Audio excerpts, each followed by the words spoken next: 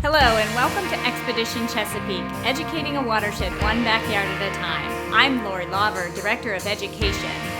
And I'm Meg Burton, Curriculum Design Specialist for Expedition Chesapeake. This introductory video will provide you with an overview of each of the Expedition Chesapeake modules and the contents for each scenario. This will allow you to determine what materials may fit in best with your classroom curriculum. We will also provide you with information on how to access all of the Expedition Chesapeake educational materials and the website at www.expeditionchesapeake.org at the end of the video.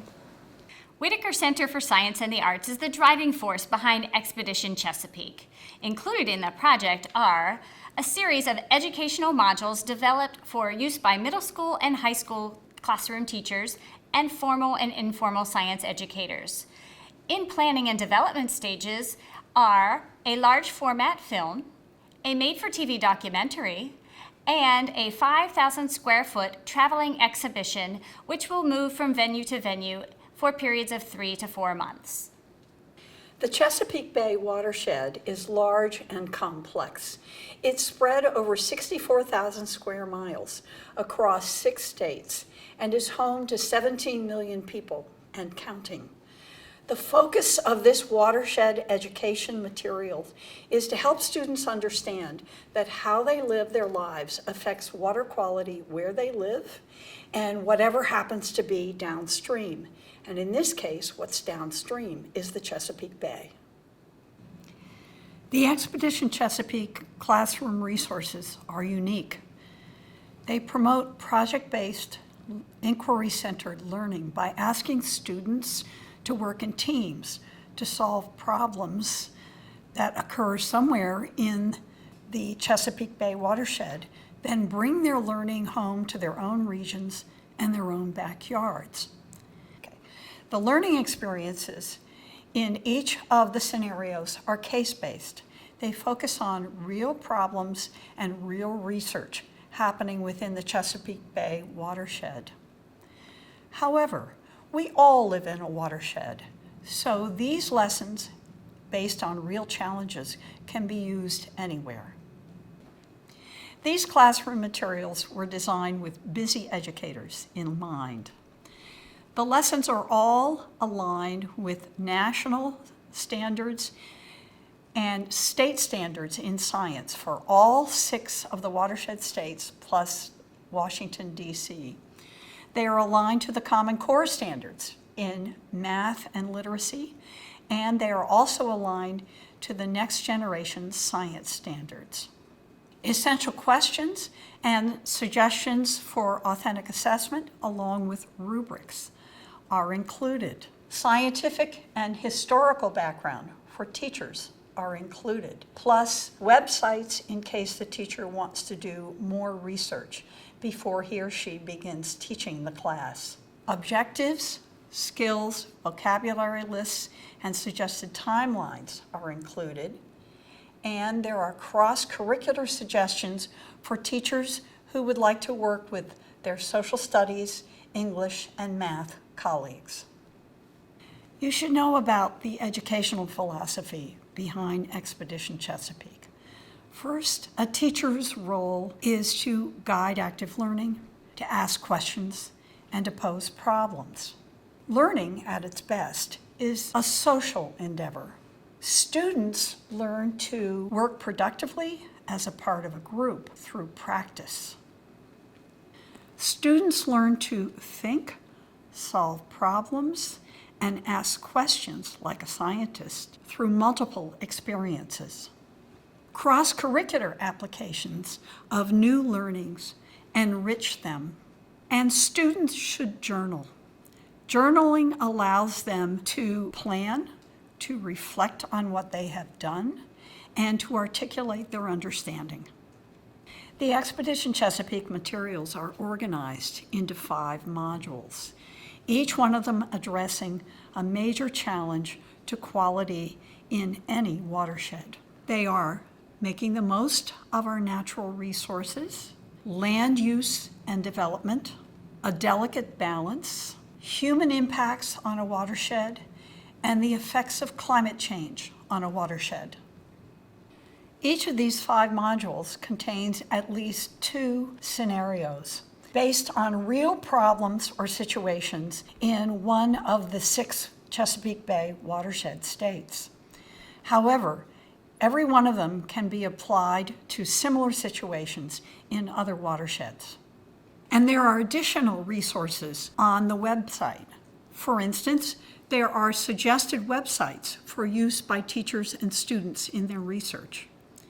There's a standalone water quality testing unit that is referenced in several of the scenarios and can be used either for fieldwork or in the lab. There's also a Facebook page that allows teachers to share ideas and answer questions for each other. Module 1, Making the Most of Our Natural Resources, helps students understand the value of aquatic natural resources and how important it is to protect them and take care of them, especially if they have been degraded. The 2 scenarios within this module are Tourists Lured by Trouts and Winning with Healthy Waterways. Tourists Lured by Trout parallels the work performed by Dr. Mark Hootie at James Madison University and his graduate students. Students are challenged to bring back a trout stream in the mountains of West Virginia so that it can be used to bring anglers and ecotourists into the area. Winning with Healthy Waterways takes a look at work done by the Friends of the Chemung River in upstate New York, where an industrial river has been brought back to health and maintained by a nonprofit organization.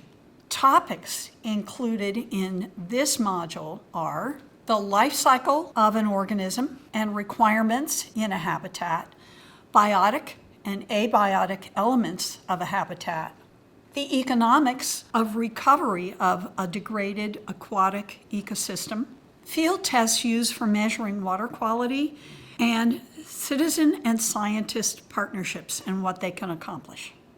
Module 2 is Land Use and Development. Students learn about how human choices about land use affects the quality and quantity of water that runs off of the land into streams, lakes, and estuaries. The scenarios are in one end and out the other, and the floodgates have opened.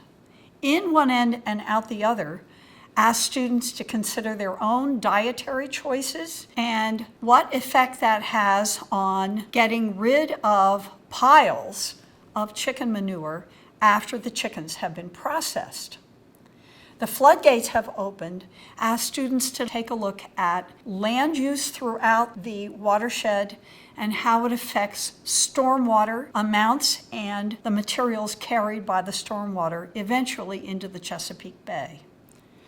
Topics considered are water quality impacts of our dietary choices, best management practices, especially in disposal of manure, historic and current land use within the watershed, interpreting satellite views of the watershed, effects of pollutants, particularly turbidity, nitrates, and phosphates, and dead zones within the receiving waters. In Module 3, A Delicate Balance, students review the structure of a living community and discover what happens to that community when the balance is upset by introducing an exotic species or removal of a species that was once a part of the web of life in that community. The 2 scenarios are Return of the Clowns and Invasion of the Snakeheads. Return of the Clowns examines loss of the river otter, sometimes called the clowns of the stream, reintroduction of those otters into streams in western Pennsylvania. Invasion of the snakeheads takes a look at a really dreadful looking fish that has been introduced from Asia into several of the freshwater streams and ponds in the Chesapeake Bay watershed and the effects on the living community there. Topics covered in this module include elements of a living community, the reasons for loss of organisms from a community, also the reasons for introduction of exotics into that community, biomagnification of a persistent toxin, the ecological niche of species within communities, and the economic value to reintroduction of lost species into a community. Module 4 looks at human impacts on a watershed.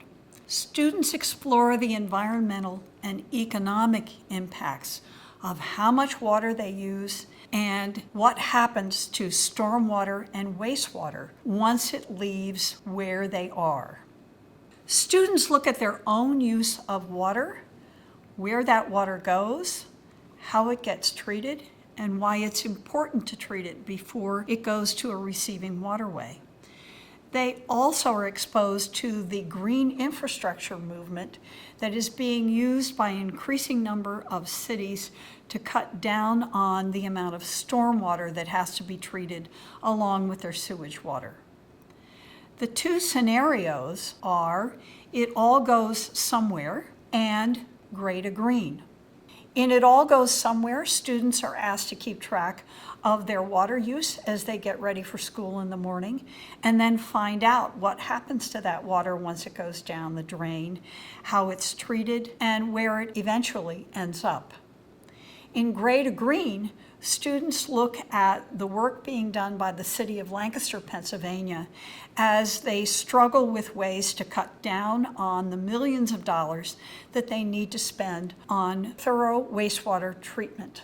Topics included in this module are wastewater treatment and management, domestic water use and conservation, green infrastructure and technology, and the use of data and technology to manage wastewater and green infrastructure. Module 5 examines the effects of climate change on a watershed. Students are asked to examine the evidence for climate change and predict its effects on a species that is particularly sensitive to warming waters, therefore called a bioindicator species. They're also asked to look at the effects of climate change on the continued existence of an island community in the Chesapeake Bay. The scenarios are move, adapt, or die, and can we save Smith Island? Move, Adapt, or Die looks at the hellbender, the largest salamander in North America that lives in the cold mountain streams of Virginia, West Virginia, and Pennsylvania. It is considered to be a bioindicator species of climate change because it is so sensitive to changes in temperature and therefore the amount of dissolved oxygen in the water. Can We Save Smith Island looks at a community that has existed on an island in the Chesapeake Bay since the late 1600s. It is particularly affected by sea level rise. In this scenario, students are asked to look at the evidence for continued sea level rise and what can be done to mitigate the effects of erosion and storm surges on their island home. Topics include the life cycle and requirements of a particular species and its adaptations to its habitat, reading and interpreting graphs of climate data, the same ones that are used by climate scientists, the effects of rising sea levels on coastal communities, and techniques that are used to repair and prevent continued coastal erosion. Students should have the opportunity to get outside the walls of the classroom and examine what's happening out there in the natural world. Therefore, there are 4 of the modules that include field trip opportunities. One of them, Module 1, also includes a letter that could be sent home to parents by teachers to let them know why their students are going outside and what kinds of precautions are going to be taken and what is appropriate clothing for that trip. Field trips can be followed up by lab work as well. These are listed on the website. So what do you need to do next? First off, access the Expedition Chesapeake website at www.expeditionchesapeake.org. Using the left navigation panel on the side of the website, choose the module that best fits your needs at the time. Watch the video for that particular module to get an idea of the materials and experiences included in that module. Then, click on any links that are in orange to download all PDF files from that module. If you need assistance at any point in time, feel free to email Expedition Chesapeake staff at expeditionchesapeake@whitakercenter.org. Special thanks to the U.S. Environmental Protection Agency for partial funding for this project. For a full and complete list of all funding parties, please visit our website at www.expeditionchesapeake.org. Thank you for your interest in Expedition Chesapeake.